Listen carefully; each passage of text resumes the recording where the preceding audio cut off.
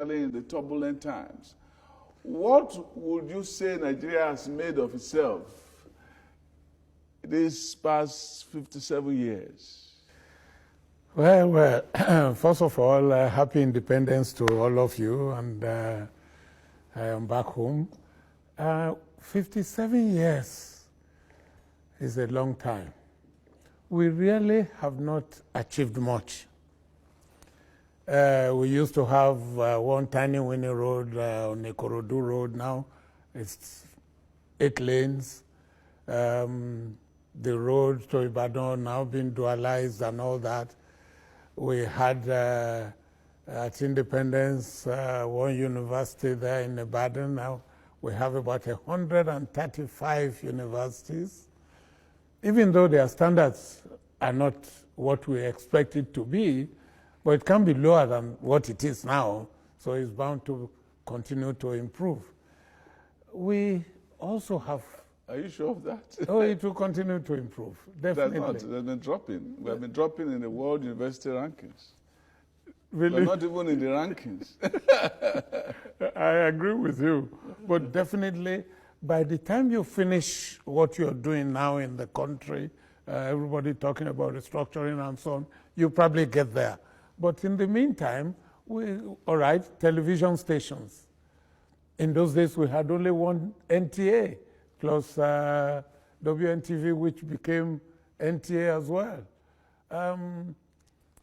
Now you have over 100 television stations, which were licensed in those days, which were liberalized by a Abacha regime. But I think I want to make a point here that the military really bastardized the country within these 57 years. Your colleagues? I am one of them. The first coup, led by the Igbo group, okay, that failed. And then that was January. But there was Yoruba among them. That's only one now, led by, I said led by Igbo group. Yeah, led by Kaduna and Zogu. And that failed. Okay. Then the second coup, again, which was July 1966, was successful. That was a counter coup, again led by group from the north. Murtala Muhammad, and General Gawan became the head of state of the country. Of course, with Ojukwu on the side, because you see, the point at the time was the fact that things were not going well the way the East thought it should go. I use the word East now to encompass the entire Eastern region. And that was what we had always known as Biafra. But this is the way I saw it during the war. Biafra was the entire Eastern region encompassing today's East, the Igbo group, the Calabar of the Southeast, the Akwa Ibom, the rivers, and the Niger Delta area. They were part of it. It got to a stage where the quarrel, we need to read Efion's book. He explained what happened. All the commanders of the military in the entire area were Igbo people. I mean Biafra? In Biafra. And they didn't want that. They wanted their own people also recruited. Ojukwu did not recruit them. This was well written in a book by Efiong and a governor of Imo State at the time. Yes. Udenwa wrote a book about it. Udenwa wrote a very good book on this story. Yes. You know, and they did not recruit them, but when we got there as Marine Commando, of course, I won't travel all the way from Lagos to come and liberate your people, and you are now drinking and dancing. So we had to recruit them. And of course, they knew the way, they knew everywhere. You see, so when you recruited them, were they willing recruits? Oh, of course, because the food was with the military. If nothing else, even if they were not willing, the food was with the military. Even the Biafran soldiers that were captured, we didn't have prisoner of war camp. We recruited them back into 3 Marine Commando, and they were very happy. and they led us to their people, and they fought against Biafra. You see? Now, within these 57 years, there's been a lot of bloodshed. And you still have it abroad. I mean, when we read newspapers or listen to news on Nigeria, it's as if you're still fighting. There is fighting with the Boko Haram, there is fighting with the South-South, there is kidnapping in the West, there is Biafra agitation in the East. It is as if you're fighting all over again. Perpetual turmoil. And there is every day somebody must die. And that again beats us because we are wondering, how will you be fighting Boko Haram for 7 years out of these 57? So the whole problem is because we have no aim and no vision all along.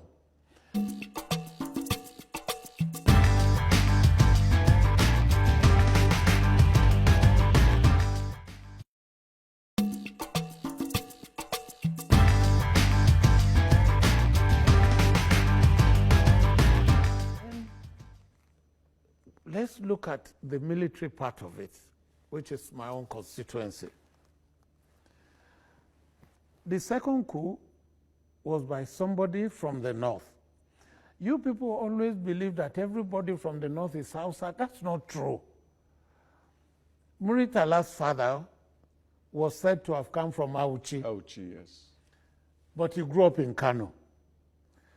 Gawan, that became head of state, is an Angar man. Angar, yeah. Okay? He is not an Hausa person. No. It's not an Hausa person. All right? Then the next coup after that, which was Muritala's coup, even Obasanjo that took over when Muritala died, was more of a northern candidate than a Yoruba candidate. All right? Then after that, you had another northerner, Shehu Shagari. Now, again, from the north, Shehu Shagari was not an Hausa person, was a Fulani. Okay? All right, then we'll go to the next one. Who was the next one after that? Was Buhari. Buhari, another Fulani. Yes. Okay. Then after Buhari, Babangida is a Nupe. Their language is Kewono, Ejebo. So he's that to the Fulani. He's not. Is what? He worked with the Fulani in order to keep his power. According to the narrative by Debo Bashorun in his book. In his book, yeah. Yes, even Obasanjo had to work with Danjuma. Not for sale, that's the book, yeah. Yes, you know, all of them did that. And they tried to woo the North because of so many reasons, the population, the size, and whatever. Okay, so Babangida, not a Fulani man, he's a Nupe person. After Babangida was Abacha. Babangida was Abacha. Abacha. And Kanuri. Abacha is Kanuri. Abacha was Kanuri. So he wasn't an Hausa person. As a matter of fact, after that is Abdul Salam Abubakar. Okay, that's a Gwari person, not an Hausa person. So really, if you look around, an Hausa man has not been there. An Hausa man has not been president of Nigeria. But this feeling is that all these people have to do the Hausa bidding. Not necessarily Hausa bidding. They say the Fulani bidding. No, it's the northern bidding. North. Yes. It's not really Fulani. But when we call the North, who do you define as the North? Because the North is not monolithic. It is believed that the North is not monolithic. For instance, the Kanuri and the Fulani don't really see eye to eye. Oh, yeah. That was So if you say North, the Kanuri will feel that you're talking about the Fulani, not the Kanuri. The Kanuri feels marginalized like people in South-South or even the Southeast. But that was why I was interested in the Maitesine story. Yes. You see, when that problem of Maitesine started, I had to tell Danjuma to say, look, he was the chief of staff and I was principal general staff officer. I said, let me go and stop this thing. He said, well, you are not the commander there. I said, yes, but it's really better to nip evil in the bud than to confront evil. It's all right, you go for 30 days. In 15 days, it was all over. And the way, because these people were Nigerians, and when you ask, hey, what's your pain? Why are you doing this to your own people? They will say, oh, the Hausa people and the Fulani, they want to defeat us. We won't let them defeat us. But that's not the point. The people you are killing are your own people. Exactly. And by the time I put one in charge of the other and all that, within 15 days, it was all over. But I left the military in 57, and so they reared their head again in 78. I left in 77, they reared their head in 78, and Buhari then took over their operation as commander of that division in Jos area. But the problem of Nigeria is this killing, and why did I give you this genesis of the Hausas? Like they say in Latin, cui bono, who benefited? They share the oil. He won't share to Yoruba or Igbo, they share to the Hausas, that's the North. And that's why I'm trying as much as possible not to use the word Hausa to describe the North. Yeah, the point is also being made, the mistake is being made that the Hausas are the ones with the power, but it's not the Hausas. Because all of this is traced to the jihad of 1804, which was started by Uthman the Fulani. So they said that the real power was in the minority. Okay. In minority who took over the north, the caliphate. That's why we must have history. That was the hands of the Fulani, who were the minority, but they were the one who held power. Yes. At that time. They are the ones who continue to control the levers of power. That, I agree with you. That is why we must have history in the country. Lessons are learned from history. What you are saying now, as correct as it is, many people don't know about it. Once we have history book, and history is taught in the schools, many things will be unraveled. Of course. Now, that is why you can see what we're talking about, they will say, no, all of them are Hausas. Hausas have never been president of this country. And now, how will you know? That's why some people say Hausa Fulani, because the Fulani use the majority of the Hausas as levers to do what they want. Yes, but then the Hausas have never been. They have never been, so they use them. They use the Hausas. But they use them, okay. And this is also the story about Ojukwu, how the Igbos used Ojukwu for the Civil War. At the end of the Civil War, they didn't let him even win the presidency. They didn't even let him win a Senate. Can you imagine? But if Ojukwu had his own personal ambition too, as you say. If he contested as a senator. No, he had his own ambition before that. I mean, when he became head of Biafra, that's right. Before that, he wanted to be Supreme Commander, and he said Gowon should not be Supreme Commander. That's right. So as much as he wanted Biafra, some people believe that his interest in Biafra was a frustration, as a result of a frustration, that he could not take over the Supreme Commander position from Yakubu Gowon. You see, this so he had his own personal stake other than the general stake. I agree with you. This is the problem I have with Igbo group. Igbo as a group. Ojukwu, why did he cross the river? Why did he cross the Niger? Why didn't he go to the Benue and have Biafra? And when Biafra is solid, then you can move out. Biafra was not solid. Then you move out, and they kept on saying that Awolowo said if the East will secede, the East had not seceded. But even no, the East had seceded. No, if Nigeria allowed them to go. Yes, to go was the word. And he had a meeting. Gowon had a meeting with, according to Soyinka, it's in his book. You must set forth at dawn. He had a meeting. He said he had a meeting with Awolowo, in which Awolowo was able to tell them the story. Yes. That the meeting he held, I think, was in Benin, between Awolowo and a group. They're trying to broker peace with Ojukwu. Okay. And after a long meeting, they hit a deadlock. Then at night, according to Soyinka's reporting, Ojukwu went to Awolowo's chalet. That's right. With a professor who has remained unnamed. Okay. And Awolowo also used a witness. A witness who was the police commissioner from the West. Exactly. And then Ojukwu told him, he said, look, I have great respect for you. This is Joinka's reporting. That's right, yes. I had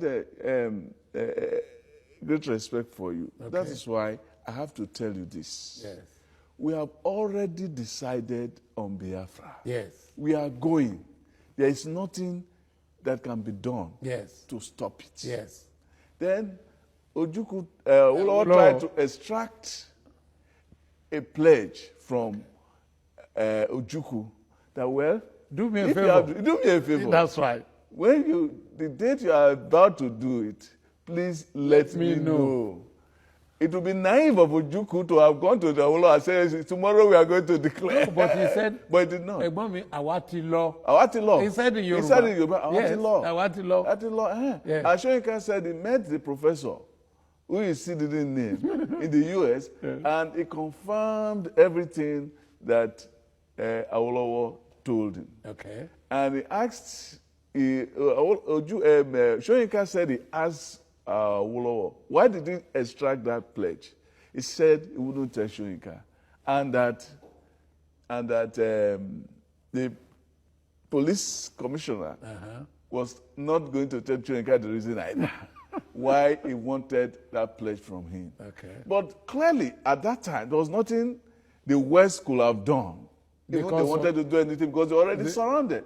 Because the northern troops were there. Already there, they were surrounded. But then you see what happened thereafter was that when they crossed Asaba Bridge, when Biafran crossed Asaba Bridge, now the troops, the northern troops that were in the west, were the ones sent to Ore. And then they had left the west at that time.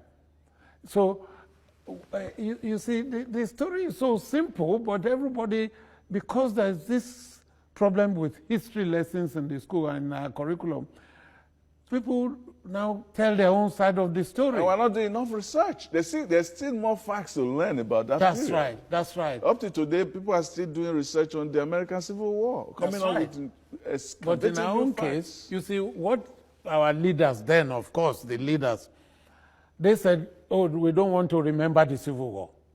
You don't want to remember the Civil War, but... And that one is staring you in the face. And here you are, you wrote a book. Yes. After writing a book, they said there was no vanquish, no victor, and all that. But then, abandoned property in Port Harcourt. Yes. Was that a federal government idea? It was not a federal government idea. Now, when the coup started, when Ronsi was removed, it was removed because it came with the unitary idea. The idea of unitary. That decree, 34, which was seen as a backdoor or even a brave and frontal move to support his kinsmen who were believed to have dominated the civil service. More than 50% of the civil servants. So it was seen. Even the ministers. Even the ministers. Yes. Balewa ministers. Yes, even they were seeing that these people, it was a way of making it a northern affair. So it was removed. But when it was removed, the military took over. It was going to be made an eastern affair. Yes. It was going to make it an eastern affair. Yes. Yes. So eventually, he was killed. He was killed. He was killed. That's why I wrote in my book, why did we kill him? If we knew we were going to do unitary system. So since then we had unitary system. So what offense did Ironsi commit? That's why my book is titled The Tragedy of Victory. Yes. The tragedy, this chronology of these events is what I'm telling you now. The military bastardized this country. And that was the level of their intelligence on the subject. What they had IQ, but they didn't have what is called EQ, emotional intelligence. And without that, they didn't think of any other person. Everything must go to the north. And let's face it, even when the Yoruba man got there, even when Jonathan got there, what happened? They addressed the issues. They did not address the issues. And so how did Boko Haram start? Because we failed to address this, what was it, the Muslim who always want Sharia. Yeah. The government at the time, just with a wave of hand, allow the thing to continue. And there we are after 7 years. They are still fighting Boko Haram. Somebody is interested. How can you fight a ragtag who changed their shoe for 7 years? Who changed their uniform for 7 years? Do they really have uniform? Who changed their food? Who is feeding them? The IDP camp, they are feeding for free, they are sleeping for free, they born children for free. So somebody is benefiting.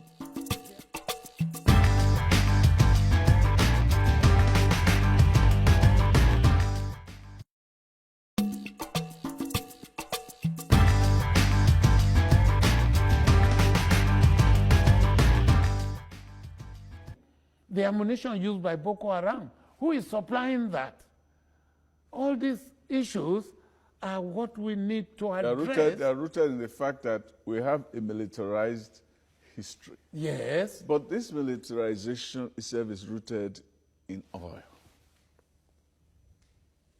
Yes.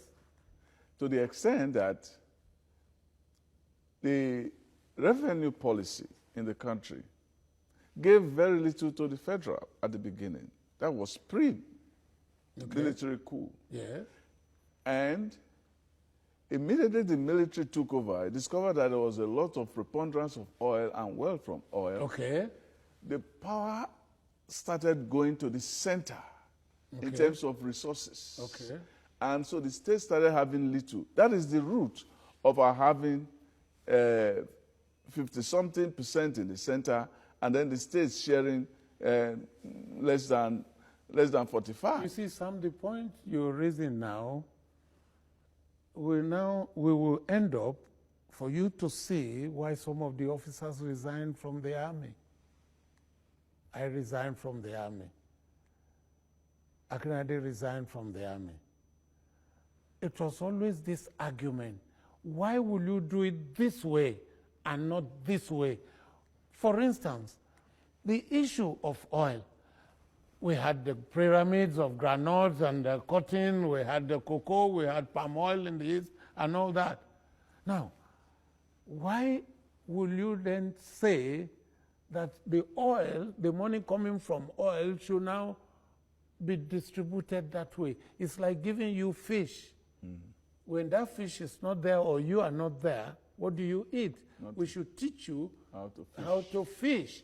And that is why oil blocks should not go to Alabi Isama for me to marry more wives, or for me to buy more cars, or for me to build a bigger house, which the kids could not maintain. Zeke's house is on the floor there, and his tomb had caved in. There is oil in the continental shelf. Let every state have its own oil or minerals or whatever. And somebody asked me this question: why do you want all the states to have oil of their own rather than individual? Why? Because in the First Republic, the East had coal. I'm talking of mineral resources, not natural mineral resources. East had coal. Yes. We used that to run the railways. Yes. North just had tin ore. Yes. And we used that to build our roads, to build the railway line, to build the ports. So this time, at the continental shelf, yes, oil. Can I quickly just... If this represents map of Nigeria, hopefully it is. You military men work with maps. Oh, well. All right, that's map of Nigeria. Yes. Now, here, this continental shelf here, give the oil blocks. There is oil here, there is oil in the Badagry area, there is oil in Chad, they have mineral resources. I did geopolitics of Nigeria in the Staff College, and there is no state of Nigeria that hasn't gotten one thing or the other. They can stand on their own, but you see, Nigeria, the way the military did it was most unfortunate, because we have what is called Federal Republic of Nigeria. Are we really a republic? Because you have monarchs. Yeah. In a republic, do you have monarchs? Yeah. And then we created states that are not viable. Fine. don't let us change the structure the way it is now. Leave the 36 states. Get the oil blocks in the continental shelf to the states, not to individuals, not to companies, to the states. They will themselves look for whatever the company. But instead of me having so much money that I don't know what to do with it, the states will be able to pay salary. They will do their infrastructure. And all this nonsense of federal road and all the roads in the country, there's nowhere you can go to and they say it's federal road, right in the center of a city. So when you say move the oil to the states, you mean the oil to from the states the that produce them? No, the oil in the continental shelf to go to the 36 states one by one.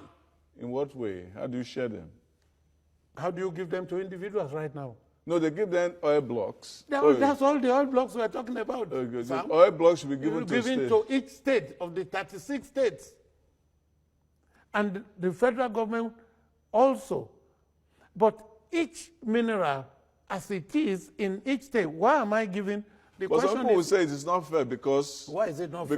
Because when it came to oil, yes, you want to distribute all of them to the 36 states. Good. Because in the time of cocoa, palm produce, no, those it was not the case. I'm talking of mineral resources. Yes, why should mineral resources be different? The mineral resources at that time was in the north and it was at Jos.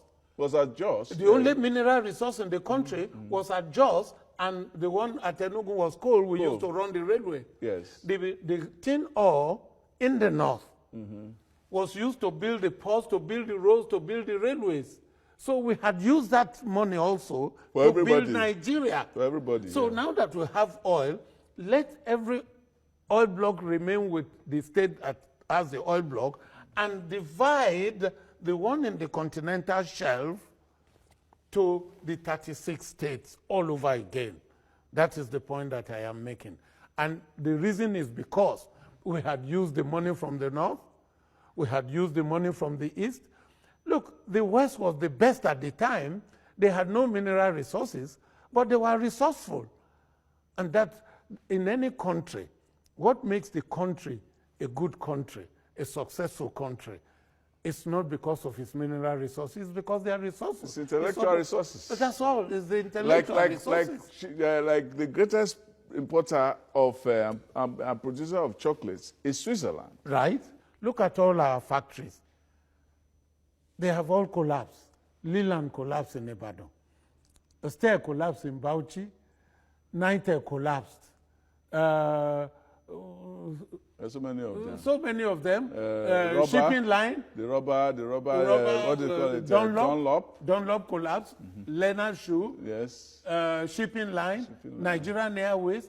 The elders, even the 1978 Operation Feed the Nation, which I call Operation Fool the Nation. Because everybody went and got land. I also got land. You did? Everybody went and got land. But you see, nobody sat down to say... What's the vision? That's the point. There was no aim. There was no vision. You just said, go and farm. That's it. Until you see a millionaire farmer. I'm talking of a farmer who became a millionaire from agriculture, not a trader. Not a former head of state, not somebody who stole money somewhere and is doing agriculture. I'm talking of a farmer who became a millionaire from agriculture, from planting cassava or rearing chicken. Agriculture will not grow. And that is what the country needs to do. That's one of the things going on now is that the Buhari administration is focusing a lot on agriculture and so on.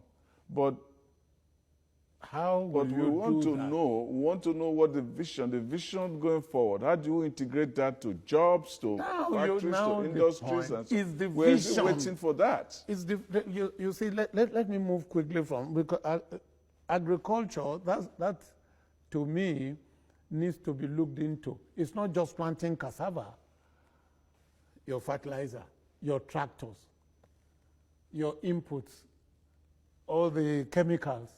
That's agriculture. Which one are we making out of it? But let's go to that education that will produce it.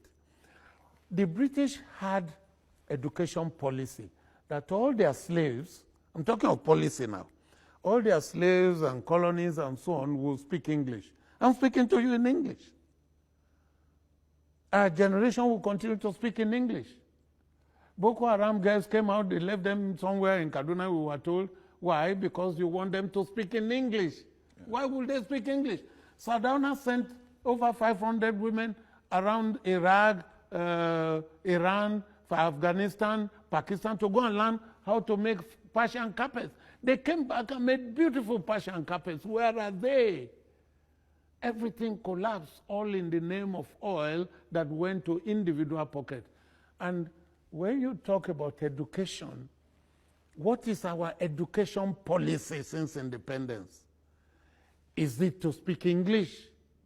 I'm speaking to you in English. Is it for trading? Is it for business? Is it technical? The British did not put technical school here. They put grammar schools.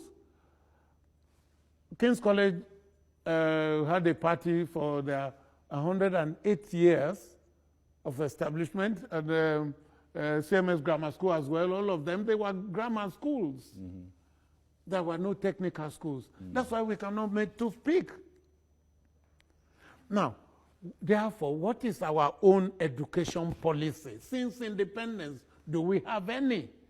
That's why somebody woke up and said we should be speaking Arabic, or we should have Arabic school or religious school. So when Ekwesili was there, he probably should have said Ekwesili. Ezekwesili. Okay, madam, sorry. You know, maybe she would have just said, okay, everybody should read the Bible. That is not how we will rule the country unless it's your father's land. Yeah. No. So you can see what went wrong that you need to restructure. And the idea of our problem in the country is corruption. Your problem is not corruption. What is the problem? You see, you don't worry too much about where you fell, but where you slipped. If the brake of your car fails, you don't go repairing the brake. You repair the cause. It could be an oil leak somewhere. If you repair the cause of the brake failure, then you repair the brake. So what's the root of corruption? The root of corruption is the system, because, you see, in the West, you have this socialist idea. In the East, you have capitalist idea. No. In the North. No, in the West, capitalist. In the East, socialist. I thought it's the other, because I will all giving free this. Oh, Nigeria. Now. In Nigeria. In Nigeria now. Okay. Which one you did? I use the word the West. Okay. All right. Yes. So in the North, socialist, welfare, baby welfare. Yeah. Fabian. In the North, it's a feudal system. Mm-hmm. The feudal system is where we share the money. That's why you send people to Hajj or to Jerusalem with government money. You select those that must succeed. You mean those ones will see God before me? And they're joking. Now, that is why, again, a former president said he wanted to make 50 billionaires, but he was only able to make 25 billionaires. Out of 170 million, how many did you get out of poverty? So the corruption you have is maybe made the wrong billionaire, because in the U.S., you make a billionaire, the billionaire will be a sort of industrialist who will employ a lot of people, who will introduce new ideas to the economy, who will add wealth. But these billionaires stash their money in Switzerland, England, and Panama. And the billionaires actually did not do anything productive. No. They stole the money. No, yeah, that's the point. So it's the system that made that possible. The system, which is called the feudal system, is elitist, is monopolistic, it's absolutist, it is extractive, it is not inclusive, it is selective. That's why you went to London Olympics, you didn't win any medal, and you came back and did national sports. You had selected those that must go. You were selecting those that must succeed. There was one debate once about corruption. I think Shoyinka was there, former Governor Fashola was there, and there was this debating going on. And I think Fashola was saying then that the problem was not corruption, but it was the culture. Yeah. For instance, if you were in the police or a teacher and you were there for 20 years and you came back with your old Volkswagen, they said, look at that man. He was there for 20 years. Korishe, you know, he couldn't do anything. He had no money. All right. And if that person stole money, bloody failure. It's a failure. Look at what the others have done. Look at that reminds me of a story. There was this story about, somebody told me about the East, that the person, I think a lecturer in one of the universities here, and he had a friend who was Yoruba. And the Yoruba guy wanted to follow him to the East to see how they celebrated December, January in the East. Okay, yes. And this guy, this Igbo man told him, well, I've not been in the East for a long time, and I don't usually go. But since you are insistent, you can go with me.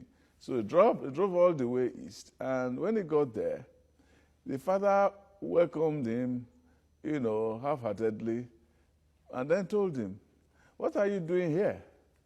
What have you brought? Have you brought disgrace for me again? You come with nothing? Can't you see that road outside there? It was done by that person's son. Can't you see that street light was done by the other person's son? Can't you see the water that is flowing in town is done by so-so person's son? What have you come to disgrace me? If you've not got anything to offer, what are you doing here? While his Yoruba friend was waiting, the guy just left his father, and he told the Yoruba guy, he said, look, let us get into the car. I'm going back to Lagos. We don't fit in here. At all. You see, is this... You see, nobody has asked the question, what did that guy do to get to tar the roads? That's right. What did he do to put the lights on and to fix water in the town, which are all commendable things. But corruption is about what the root is. That our culture, our culture, has always supported corruption. That is even pre-colonial, pre the coming of the white man, because we have always wanted a situation of what they call a society of affection, which Richard Joseph talked about, that we have to give, if somebody wants to go home, I have to give him cola. Yeah. You want to come to my house, I have to give you this. So we have just translated it into the larger Western all over the world. Rubric. All over the world there was feudal system. Yes. All over. They fought for it in the United States, a feudal system. They fought for it, Oliver Cromwell, 1625 in England. Yes. They fought the king for it and cut the head of King Charles I. 1649. Yes. In France, Napoleon did the same thing, 1787. Yeah. They did all that. Feudal system was all over the world until people said, now wait a minute, we cannot grow with a feudal system. But our advisors are still telling us in Nigeria today that that's the only way you can rule this country. Now, a feudal system, there will always be war. Look, the same thing is this Land Use Act. Yeah. The Land Use Act problem, which you haven't seen yet, is that the National Assembly will say there will be this area and this area in each state for Fulani herdsmen. They will bring their family. They will live in the place. Yes. By the time you know it, it becomes a local government headquarters. By the time you know it, he wants to be a governor. And you will now have Pakistan, India in your hands. Yes. Look, let's face it, I'm talking in a national television. There is no place the British had put their foot that there is peace in the world till today. Because they didn't wish peace for them, they just wish prosperity for themselves. All right. That's the because point. There is no way they will not be selling weapons. Me, since we are winding down, that brings me to the question of restructuring. You gave a fair idea of what you meant by restructuring. Many people mean different things by restructuring. Can you summarize? My reason for restructuring, this is economic. Yes. Now, in the case of the political system, unless you get the politics right, you will not have... the economic justice. You see, you must give people justice. You must listen to agitations. It doesn't matter from who. They must be saying something. And by the time you fail to listen, people will gravitate towards, what do you call them, the underdog. Now, restructuring, the education, we've spoken about restructuring the education. We've spoken about restructuring the economy. The Constitution, which we're running now, was given to us by the army, and we said, we the people. Giving oil block to individuals, is that we the people? That is not so. It's our education, we the people. See how Awolowo got the Yorubas out of poverty. In those days, the Yorubas used to have twins and they would be beggars. Once you have twins, you'll be a beggar and going around. Yeah, but they said that it was a culture. But I've not seen a rich man who had twins who went to beg. But see what Awolowo did. Yeah. There is a free school. If you don't go to school, you arrest your parents. Yes. And they went to school. Yes. Now, if today you want to get people out of poverty, send the children of these beggars, for instance, using that, to school. In the north, all these billionaires with oil block, put schools in the place, primary, secondary. There is already university everywhere. Each state has one now. But they are climbing the ladder from the top. That's why they are falling. Yes. If you set up the primary education, free, good foundation, and that boy or child will go through school, by the time he will finish primary school or secondary school, he will remove the father or mother out of begging.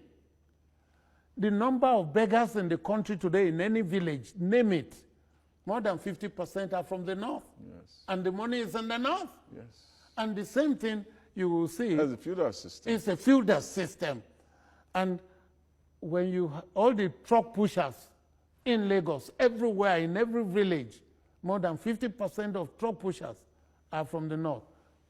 You marry a girl at 13 or 15, and by the time the old man is dead, this girl is just about 30.